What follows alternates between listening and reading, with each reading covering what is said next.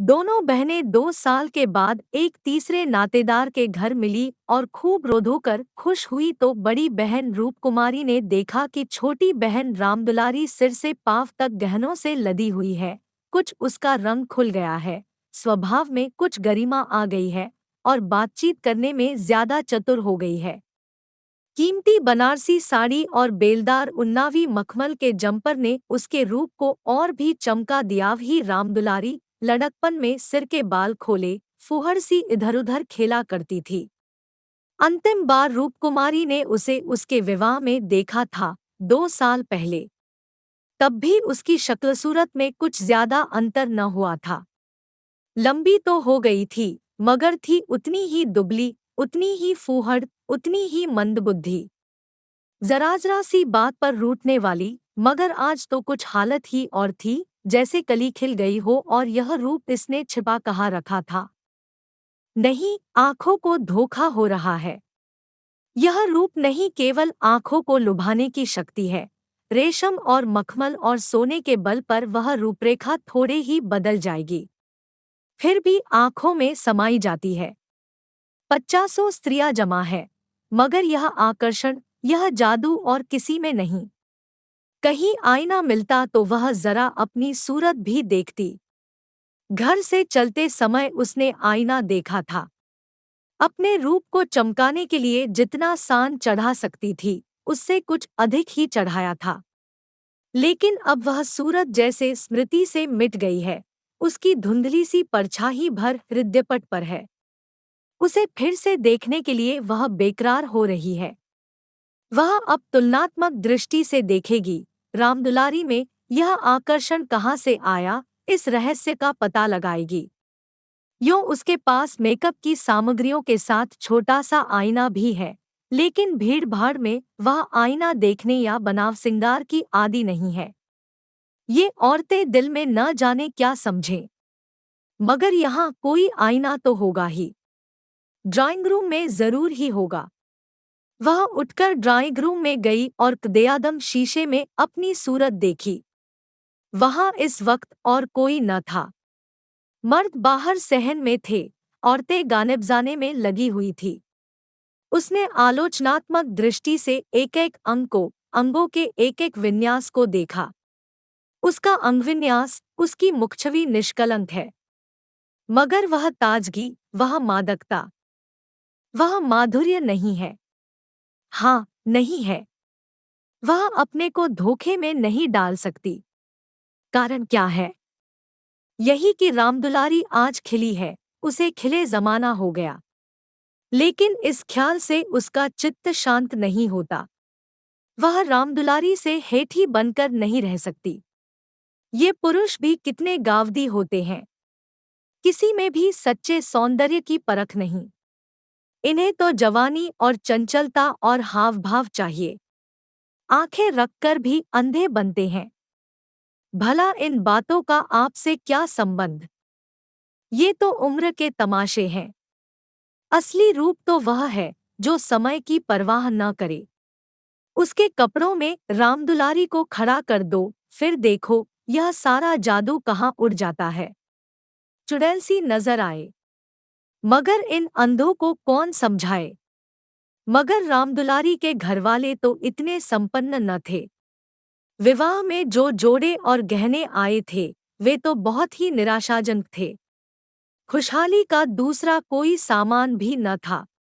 इसके ससुर एक रियासत के मुख्ताराम थे और दूल्हा कॉलेज में पढ़ता था। इस 2 साल में कहाँ से यह हुन बरस गया। कौन जाने गहने कहीं से मांग लाई हो। कपड़े भी मांगे हो सकते हैं।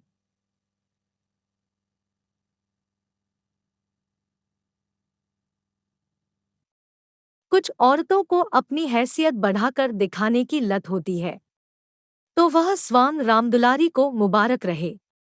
मैं जैसी हूँ वैसी अच्छी हूँ।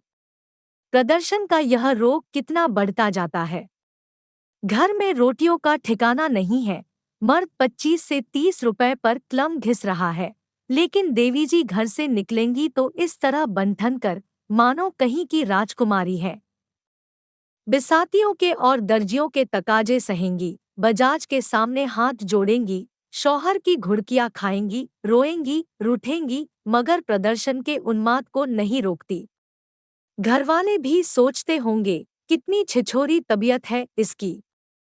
मगर यहाँ तो देवीजी ने बेहयाई पर कमर बांध ली है। कोई कितना ही हंसे, बेहया की बला दूर। उन्हें तो बस यही धुन सवार है कि जिधर से निकल जाए उधर लोग हृदय पर हाथ रखकर रह जाए। रामदुलारी ने जरूर किसी से गहने और जेवर मांग लिए, बेशर्म जो है।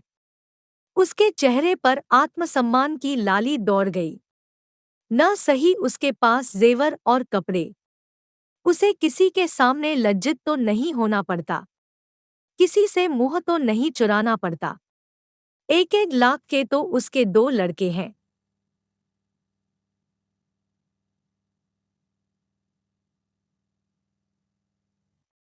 भगवान उन्हें चिरायु करे, वह इसी में खुश है। खुद अच्छा पहन लेने और अच्छा खा लेने से जीवन का उद्देश्य नहीं पूरा हो जाता।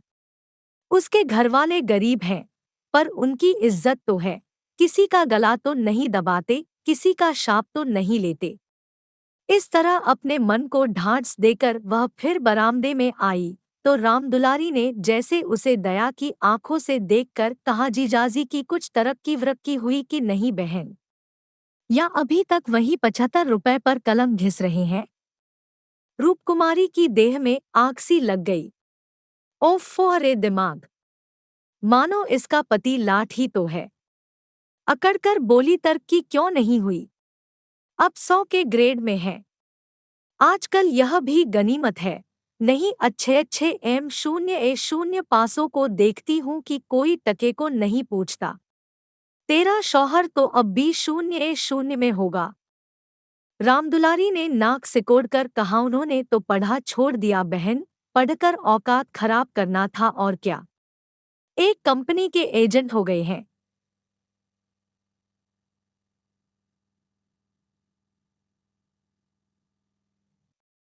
अब 250 रुपए माहवार पाते हैं। कमीशन ऊपर से 5 रुपए रोज सफर खर्च के भी मिलते हैं।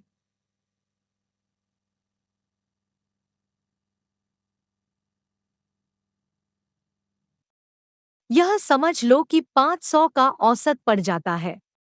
150 माहवार तो उनका निज खर्च है बहन। ऊंचे ओहदे के लिए अच्छी हैसियत भी तो चाहिए। 350 बेदाग घर दे देते हैं, उसमें से 100 रुपए मुझे मिलते हैं।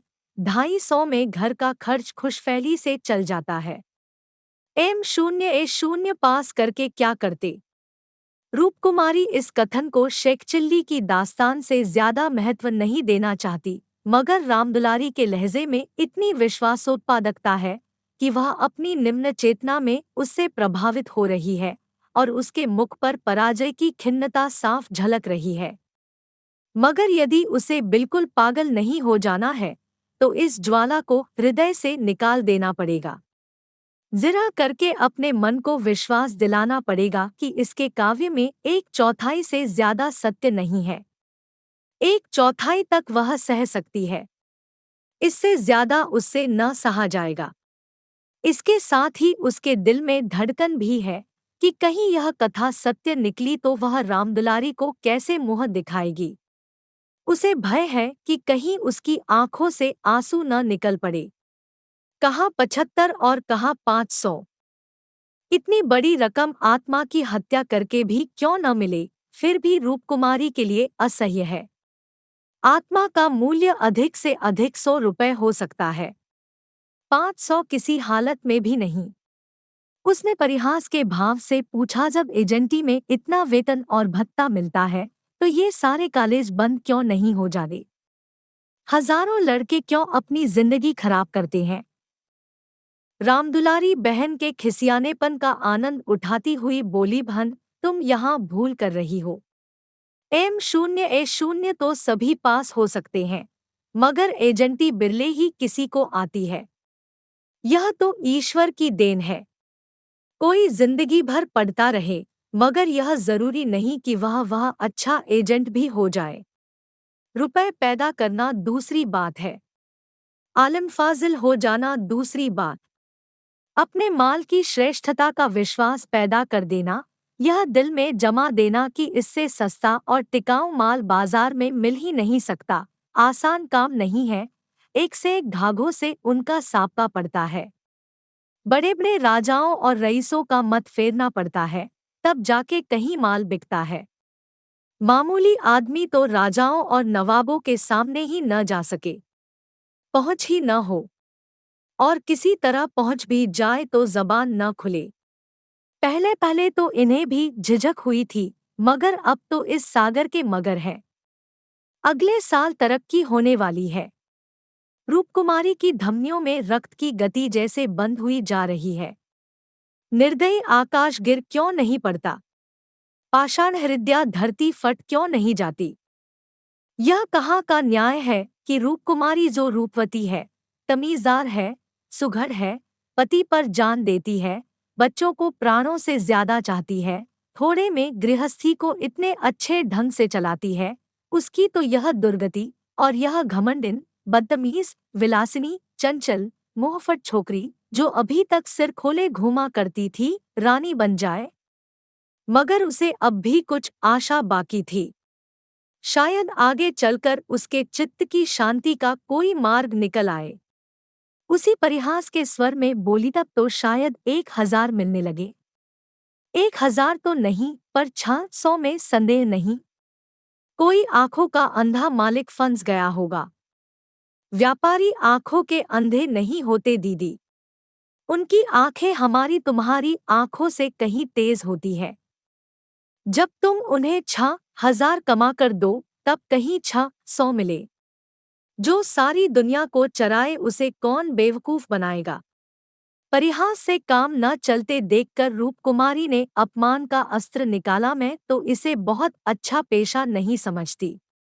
सारे दिन झूठ के तूमार बांधो, यह तो ठगविद्या है। रामदुलारी जोर से हंसी। बहन पर उसने पूरी विजय पाई थी। इस तरह तो जितने वकील बैरिस्टर हैं, सभी ठगविद्या करते हैं। अपने मुवक्किल के फायदे के लिए उन्हें क्या नहीं करना पड़ता। झूठी शहादतें तक बनानी पड़ती है। मगर उन्हीं वकीलों और बैरिस्टरों को हम अपना लीडर कहते हैं, उन्हें अपनी कौमी सभाओं का प्रधान बनाते हैं, उनकी गाड़ियां खींचते हैं, उन पर फूलों और अशर्फियों की वर्षा करते हैं, उनके नाम से सड़कें, प्रतिमाएं और संस्थाएं बनाते हैं। आजकल दुनिया पैसा देखती है। आजकल ही क्यों, हमेशा से धन की यही महिमा रही है। पैसे कैसे आए, यह कोई नहीं देखता। जो पैसे वाला है, उसी की पूजा होती है। जो अभागे हैं, अयोग्य हैं या भीरू हैं, वे आत्मा और सदाचार की दुहाई देकर अपने आंसू पोंछते हैं। नहीं, आत्मा और सदाचार को कौन पूछता है। रूपकुमारी खामोश हो गई। अब उसे यह सत्य उसकी सारी वेदनाओं के साथ स्वीकार करना पड़ेगा कि रामदुलारी सबसे ज्यादा भाग्यवान है। इससे अब त्राण नहीं। परिहास या अनादर से वह अपनी तंगदिली का प्रमाण देने के सिवा और क्या पाएगी। उसे किसी बहाने से रामदुलारी के घर जाकर असलियत की छानबीन करनी पड़ेगी। अगर रामदुलारी वास्तव में लक्ष्मी का वरदान पा गई है, तो रूपकुमारी अपनी किस्मत ठोक कर बैठ रहेगी। समझ लेगी कि दुनिया में कहीं न्याय नहीं है, कहीं ईमानदारी की पूछ नहीं है। मगर क्या सचमुच उसे इस विचार से संतोष होगा? यहाँ कौन ईमानदार है? वही जिसे बेईमानी करने का अवसर नहीं है और न इतनी बुद्धि या मनोबल है कि वह अवसर पैदा कर ले। उसके पति 75 रुपए पाते हैं, पर क्या 10-20 रुपए और ऊपर से मिल जाए तो वह खुश होकर ले न लेंगे। उनकी ईमानदारी और सत्यवादिता उसी समय तक है जब तक अवसर नहीं मिलता। जिस दिन मौका मिला, सारी सत्यवादिता धरी रह जाएगी।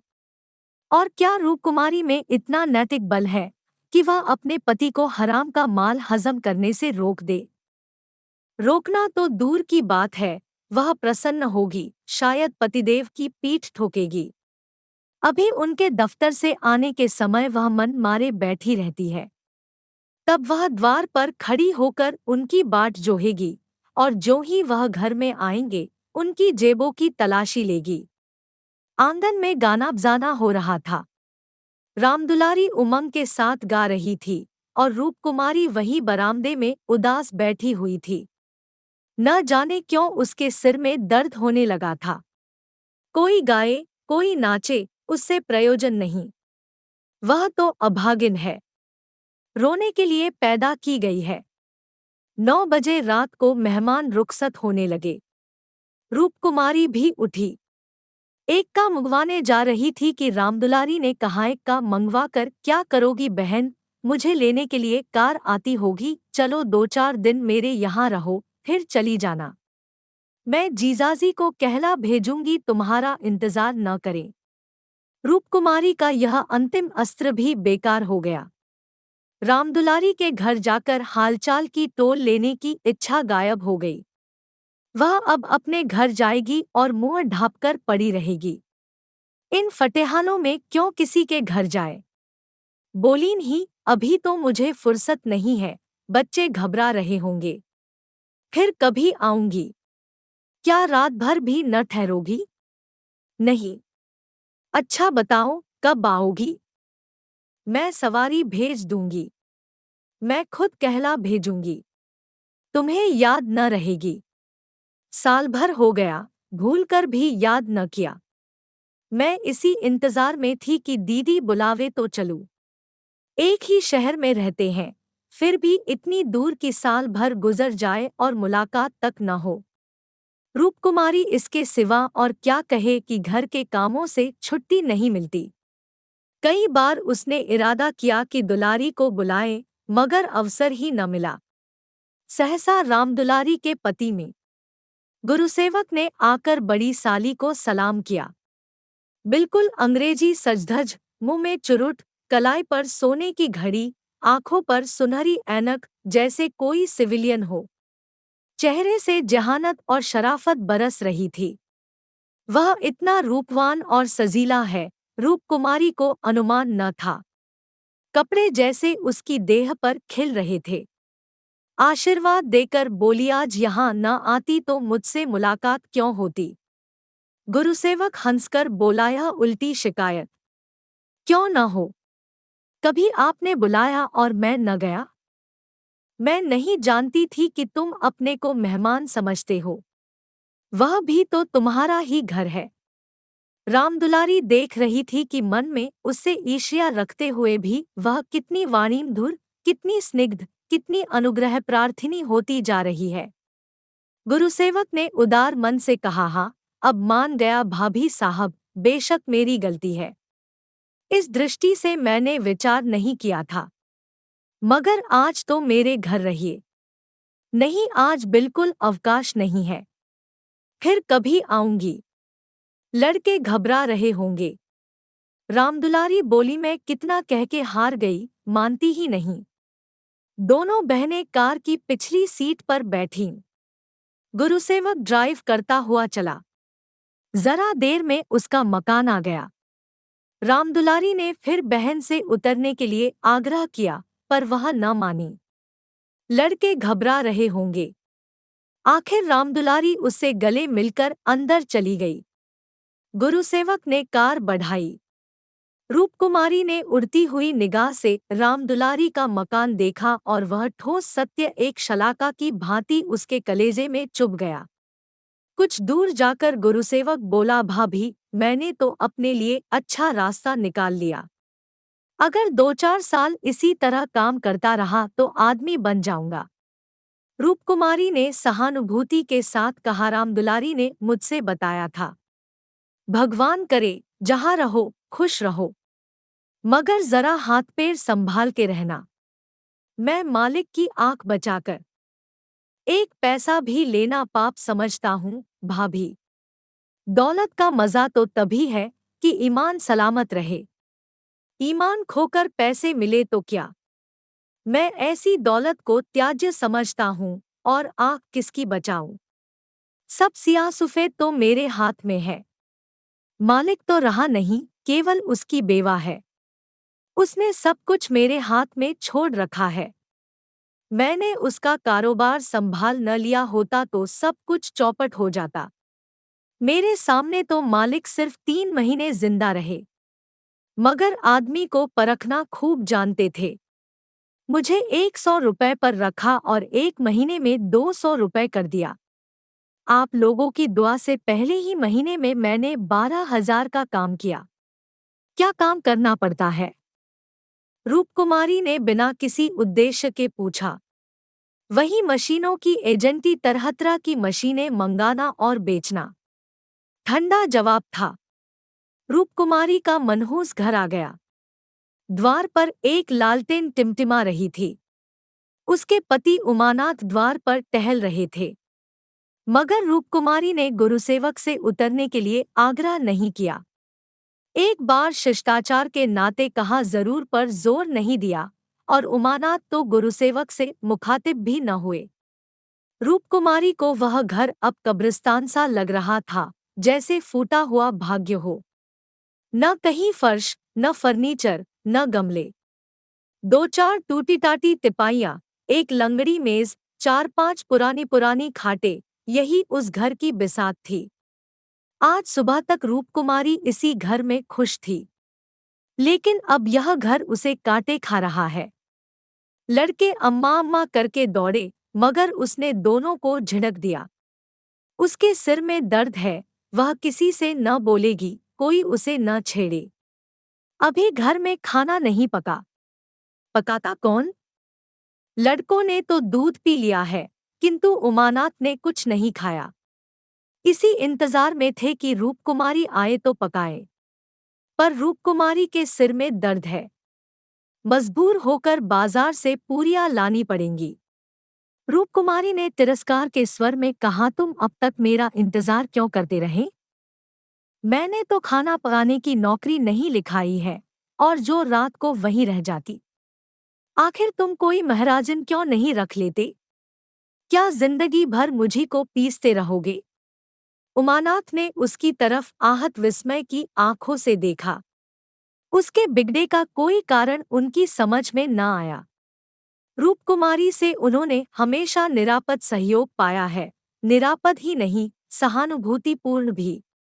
उन्होंने कई बार उससे महाराजन रख लेने का प्रस्ताव खुद किया था, पर उसने बराबर यही जवाब दिया कि आखिर में बैठे बैठे क्या करूंगी? 4-5 रुपए का खर्च बढ़ाने से क्या फायदा? यह पैसे तो बच्चों के मक्खन में खर्च होते हैं। और आज वह इतनी निर्ममता से उलाहना दे रही है, जैसे गुस्से में भरी हो। अपनी सफाई देते हुए बोले, महाराजन रखने के लिए तो मैंने खुद तुमसे कई बार कहा, तो लाकर रख क्यों न दिया? मैं उसे निकाल देती तो कहते। हाँ, यह गलती हुई। तुमने कभी सच्चे दिल से नहीं कहा। रूपकुमारी ने और भी प्रचंड होकर कहा, तुमने केवल मेरा मन लेने के लिए कहा। मैं ऐसी भोली नहीं हूं कि तुम्हारे मन का रहस्य न समझूं। तुम्हारे दिल में कभी मेरे आराम का विचार आया ही नहीं। तुम तो खुश थे कि अच्छी लौंडी मिल गई है, एक रोटी खाती है और चुपचाप पड़ी रहती है, महज खाने और कपड़े पर, यह भी जब घर की जरूरतों से बचे। 75 रुपया लाकर मेरे हाथ पर रख देते हो और सारी दुनिया का खर्च। मेरा दिल ही जानता है मुझे कितनी कतरव्यूंत करनी पड़ती है। क्या पहनूं और क्या ओढ़ूं? तुम्हारे साथ जिंदगी खराब हो गई। संसार में ऐसे मर्द भी हैं जो स्त्री के लिए आसमान के तारे तोड़ लाते हैं। गुरुसेवक ही को देखो, दूर क्यों जाओ? तुमसे कम पढ़ा है, उम्र में तुमसे कहीं कम है, मगर 500 का महीना लाता है और रामदुलारी रानी बनी बैठी रहती है। तुम्हारे लिए यही 75 रुपए बहुत है। राड़ माड़ में ही मगन। तुम नाहक मर्द हुए, तुम्हें तो औरत होना चाहिए था। औरतों के दिल में कैसे कैसे अरमान होते हैं। मगर मैं तो तुम्हारे लिए घर की मुर्गी का बासी साग हूँ। तुम्हें तो कोई तकलीफ होती नहीं। तुम्हें तो कपड़े भी अच्छे चाहिए, खाना भी अच्छा चाहिए, क्योंकि पुरुष हो, बाहर से कमाकर लाते हो। मैं चाहे जैसे रहूं तुम्हारी बला से। वाग्बाणों का यह सिलसिला कई मिनट तक जारी रहा और उमानाथ चुपचाप सुनते रहे। अपनी जान में उन्होंने रूपकुमारी को शिकायत का कभी मौका नहीं दिया। उनका वेतन कम है, यह सत्य है, पर यह उनके बस की बात तो नहीं। वह दिल लगाकर अपना काम करते हैं, अफसरों को खुश रखने की सदैव चेष्टा करते हैं। इसी साल बड़े बाबू के छोटे सुपुत्र को 6 महीने तक बिना नागा पढ़ाया, इसीलिए तो कि वह प्रसन्न रहें। अब वह और क्या करे? रूपकुमारी की खफगी का रहस्य वह समझ गए। अगर गुरुसेवक वास्तव में 500 रुपए लाता है तो बेशक वह भाग्य का बली है, लेकिन दूसरों की ऊंची पेशानी देखकर अपना माथा तो नहीं फोड़ा जाता। किसी संयोग से उसे यह अवसर मिल गया, मगर हर एक को तो ऐसे अवसर नहीं मिलते। वह इसका पता लगाएंगे कि सचमुच उसे 500 ही मिलते हैं या महज डींग है। और मान लिया कि 500 मिलते हैं, तो क्या इससे रूपकुमारी को यह हक है कि वह उनको ताने दे और उन्हें जलिकती सुनाए? अगर इसी तरह वह भी रूपकुमारी से ज्यादा रूपवती और सुशीला रमणी को देखकर रूपकुमारी को पोसना शुरू करे तो कैसा हो? रूपकुमारी सुंदरी है, मृदुभाषिणी है, त्यागमयी है, लेकिन उससे बढ़कर सुंदरी, मृदुभाषिणी, त्यागमयी देवियों से दुनिया खाली नहीं है। तो क्या इस कारण वह रूपकुमारी का अनादर करें? एक समय था जब उनकी नजरों में रूपकुमारी से ज्यादा रूपवती रमणी संसार में न थी, लेकिन वह उन्माद कब का शांत हो गया। भावुकता के संसार से वास्तविक जीवन में आए उन्हें एक युग बीत गया। अब तो विवाहित जीवन का उन्हें काफी अनुभव हो गया है। एक को दूसरे के गुणदोष मालूम हो गए हैं।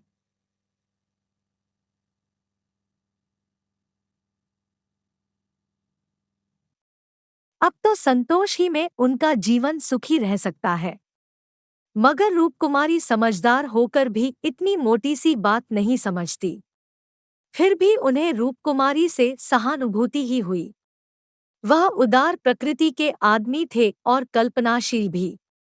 उसकी कटु बातों का कुछ जवाब न दिया, शरबत की तरह पी गए। अपनी बहन के ठाठ देखकर एक क्षण के लिए रूपकुमारी के मन में ऐसे निराशाजनक, अन्यायपूर्ण, दुखद भावों का उठना बिल्कुल स्वाभाविक है। रूपकुमारी कोई सन्यासिनी नहीं, विरागिनी नहीं कि हर एक दशा में अविचलित रहे।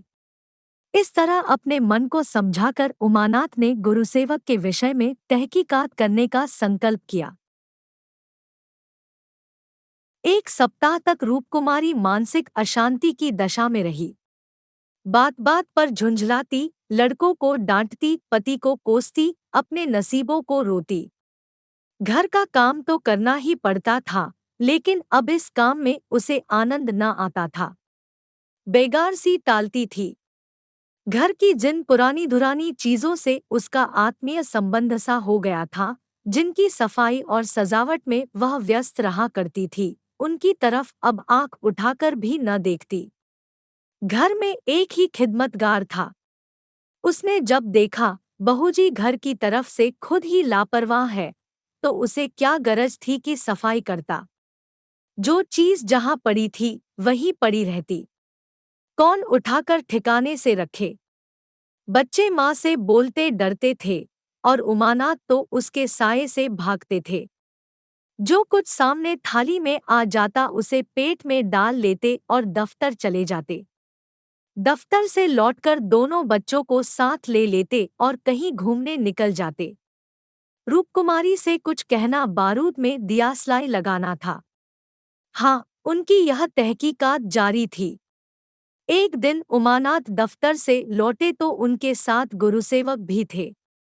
रूपकुमारी ने आज कई दिनों के बाद परिस्थिति से सहयोग कर लिया था और इस वक्त झाड़ लिए कुर्सियां और तिपाइयां साफ कर रही थी कि गुरुसेवक ने अंदर पहुंचकर सलाम किया। रूपकुमारी दिल में कट गई। उमानाथ पर ऐसा क्रोध आया कि उसका मुंह नोच ले। इन्हें लाकर यहाँ क्यों खड़ा कर दिया? न कहना न सुनना, बस बुला लाए। उसे इस दशा में देखकर गुरुसेवक दिल में क्या कहता होगा। मगर इन्हें अक्ल आई ही कब थी। वह अपना पर्दा ढांकती फिरती है और आप उसे खोलते फिरते हैं। जरा भी लज्जा नहीं, जैसे बेहयाई का बाना पहन लिया है। बरबस उसका अपमान करते हैं। न जाने उसने उनका क्या बिगाड़ा है। आशीर्वाद देकर कुशल समाचार पूछा और कुर्सी रख दी। गुरुसेवक ने बैठते हुए कहा, आज भाई साहब ने मेरी दावत की है। मैं उनकी दावत पर तो न आता, लेकिन जब उन्होंने कहा तुम्हारी भाभी का कड़ा तकाजा है, तब मुझे समय निकालना पड़ा था। रूपकुमारी ने बात बनाई। घर का कलह छिपाना पड़ा तुमसे, उस दिन कुछ बातचीत न हो पाई। जी लगा हुआ था। गुरुसेवक ने कमरे के चारों तरफ नजर दौड़ाकर कहा, इस पिंजड़े में तो आप लोगों को बड़ी तकलीफ होती होगी। रूपकुमारी को ज्ञात हुआ यह युवक कितना सुरुचिहीन, कितना अरसिक है। दूसरों के मनोभावों का आदर करना जैसे जानता ही नहीं। इसे इतनी सी बात भी नहीं मालूम कि दुनिया में सभी भाग्यशाली नहीं होते। लाखों में एक ही कहीं भाग्यवान निकलता है। और उसे भाग्यवान ही क्यों कहा जाए। जहां बहुतों को दाना न मयस्सर हो, वहां थोड़े से आदमियों के भोगविलास में कौन सा सौभाग्य। जहां बहुत से आदमी भूखों मर रहे हों, वहां दो चार आदमी मोहन भोग उड़ाए तो यह उनकी बेहयाई और हृदयहीनता है, सौभाग्य कभी नहीं। कुछ चिढ़कर बोली, पिंजरे में कटघरे में रहने से अच्छा है। पिंजरे में निरीह पक्षी रहते हैं, कटघरा तो घातक जंतुओं का ही निवास स्थान है। गुरुसेवक शायद यह संकेत न समझ सका, बोला, मेरा तो इस घर में दम घुट जाए। मैं आपके लिए अपने घर के पास ही एक मकान ठीक करा दूंगा, खूब लंबा चौड़ा। आपसे कुछ किराया न लिया जाएगा। मकान हमारी मालकिन का है। मैं भी उसी के एक मकान में रहता हूँ। सैकड़ों मकान है उनके पास, सैकड़ों। सब मेरे अख्तियार में है। जिसे जो मकान चाहूं दे दूं, मेरे अख्तियार में है। किराया लूं या न लूं, मैं आपके लिए सबसे अच्छा मकान ठीक करूंगा। मैं आपका बहुत अदब करता हूँ। रूपकुमारी समझ गई, महाशय इस वक्त नशे में है।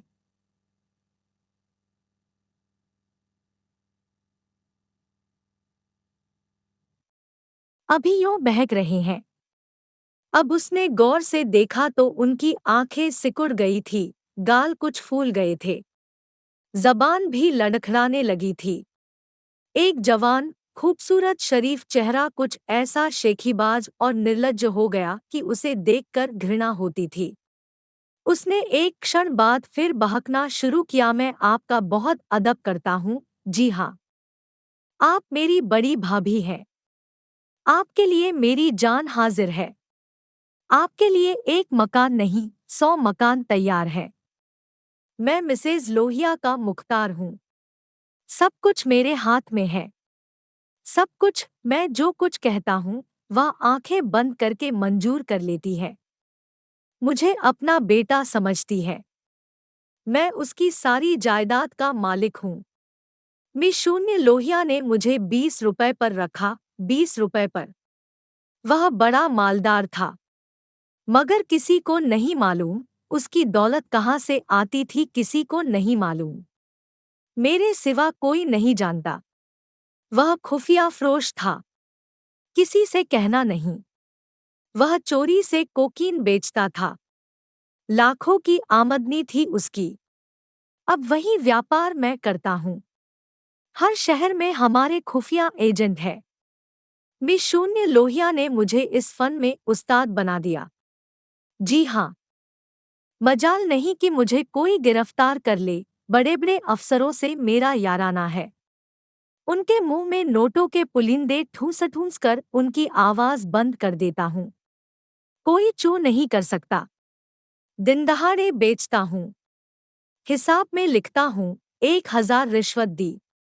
देता हूँ 500। बाकी यारों का है। बेदरेग रुपए आते हैं और बेदरेग खर्च करता हूँ। बुढ़िया को तो राम नाम से मतलब है। 70 चूहे खा के अब हज करने चली है। कोई मेरा हाथ पकड़े वाला नहीं, कोई बोलने वाला नहीं। जेब से नोटों का एक बंडल निकालकर, यह आपके चरणों की भेंट है। मुझे दुआ दीजिए कि इसी शान से जिंदगी कट जाए। जो आत्मा और सदाचार के उपासक है, उन्हें कुबेर लाते मारता है। लक्ष्मी उनको पकड़ती है, जो उसके लिए अपना दीन और ईमान सब कुछ छोड़े को तैयार है।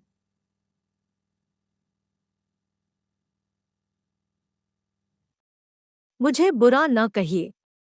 मैं कौन मालदार हूँ? जितने धनी हैं, वे सबके सब लुटेरे हैं, पक्के लुटेरे, डाकू। कल मेरे पास रुपए हो जाए और मैं एक धर्मशाला बनवा दूं, फिर देखिए मेरी कितनी वाहवाह होती है। कौन पूछता है मुझे दौलत कहाँ से मिली? जिस महात्मा को कहिए बुलाकर उससे प्रशंसा करवा लूं। मैं शून्य लोहिया को महात्माओं ने धर्म भूषण की उपाधि दी थी, इन स्वार्थी पेट के बंदरों ने। उस बुड्ढे को जिससे बड़ा कुकर्मी संसार में न होगा। यहाँ तो लूट है। एक वकील आध घंटा बहस करके 500 मार लेता है। एक डॉक्टर जरा सा नश्तर लगाकर 1000 सीधा कर लेता है। एक जुआरी स्पेकुलेशन में एक एक दिन में लाखों का वारा न्यारा करता है। अगर उनकी आमदनी जायज़ है, तो मेरी आमदनी भी जायज़ है।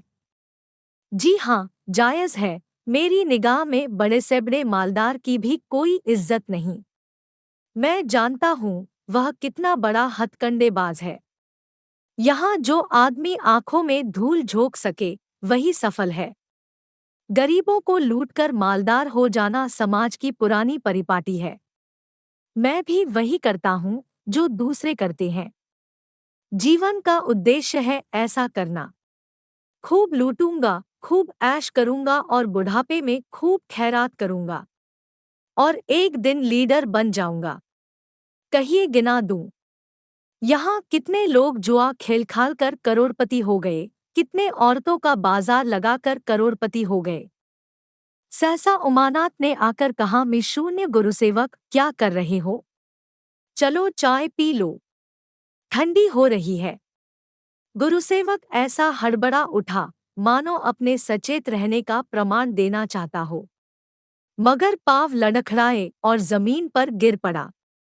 फिर संभल कर उठा और झूमता झूमता, ठोकरे खाता, बाहर चला गया। रूपकुमारी ने आज़ादी की सांस ली।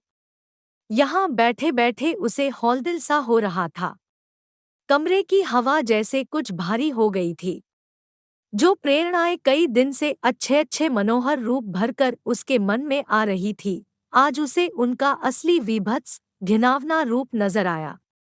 जिस त्याग, सादगी और साधुता के वातावरण में अब तक उसकी जिंदगी गुजरी थी, उसमें इस तरह के दावपेच, छलकपट और पतित स्वार्थ का घुसना बिल्कुल ऐसा ही था जैसे किसी बाग में सांडों का एक झुंड घुस आए। इन दामों वह दुनिया की सारी दौलत और सारा ऐश खरीदने को भी तैयार न हो सकती थी। नहीं, अब रामदुलारी के भाग्य से अपने भाग्य का बदला न करेगी। वह अपने हाल में खुश है। रामदुलारी पर उसे दया आई, जो भोगविलास की धुन और अमीर कहलाने के मोह में अपनी आत्मा का सर्वनाश कर रही है। मगर वह बेचारी भी क्या करे? और गुरुसेवक का भी क्या दोष है? जिस समाज में दौलत पुजती है, जहां मनुष्य का मोल उसके बैंक अकाउंट और टीमटाम से आका जाता है, जहां पग पग पर प्रलोभनों का जाल बिछा हुआ है और समाज की कुव्यवस्था आदमी में ईर्ष्या, द्वेष, अपहरण और नीचता के भावों को उकसाती और उभारती रहती है, गुरुसेवक और रामदुलारी उस जाल में फंस जाए, उस प्रवाह में बह जाए तो कोई अचरज नहीं। उसी वक्त उमानाथ ने आकर कहा, गुरुसेवक यहाँ बैठा बैठा क्या बहक रहा था? मैंने तो उसे विदा कर दिया। जी डरता था कहीं पुलिस उसके पीछे न लगी हो, नहीं तो मैं भी गेहूं के साथ घुन की तरह पिस जाऊं। रामकुमारी ने क्षमाप्रार्थी नेत्रों से उन्हें देखकर जवाब दिया, भी अपनी खुफिया फरोशी की डींग मार रहा था। मुझे भी मिसेज लोहिया से मिलने को कह गया। जी नहीं, आप अपनी क्लर्की किए जाइए। इसी में हमारा कल्याण है। मगर क्लर्की में वह ऐश कहाँ? क्यों ना साल भर की छुट्टी लेकर जरा उस दुनिया की भी सैर करूं। मुझे अब उस ऐश का मोह नहीं रहा। दिल से कहती हो? सच्चे दिल से। उमानाथ 1 मिनट तक चुप रहने के बाद फिर बोले, मैं आकर तुमसे यह वृत्तांत कहता तो तुम्हें विश्वास आया नहीं, सच कहना। कभी नहीं। मैं तो कल्पना ही नहीं कर सकती कि अपने स्वार्थ के लिए कोई आदमी दुनिया को विष खिला सकता है। मुझे सारा हाल पुलिस के सब इंस्पेक्टर से मालूम हो गया था। मैंने उसे खूब शराब पिला दी थी कि नशे में बहकेगा जरूर और सब कुछ उगल देगा। ललचता तो तुम्हारा जी भी था। हाँ, ललचता तो था और अब भी ललच रहा है। मगर ऐश करने के लिए जिस हुनर की जरूरत है वह कहाँ से लाऊंगा? ईश्वर न करे वह हुनर तुम में आए। मुझे तो उस बेचारे पर तरस आती है। मालूम नहीं खैरियत से घर पहुंच गया या नहीं। उसकी कार थी, कोई चिंता नहीं। रूपकुमारी एक क्षण जमीन की तरफ ताकती रही, फिर बोली, तुम मुझे दुलारी के घर पहुंचा दो। अभी शायद मैं उसकी कुछ मदद कर सकूं। जिस बाग की वह सैर कर रही है उसके चारों ओर निशाचर घात लगाए बैठे हैं। शायद मैं उसे बचा सकूं। उमानाथ ने देखा उसकी छवि कितनी दयापुलकित हो उठी है।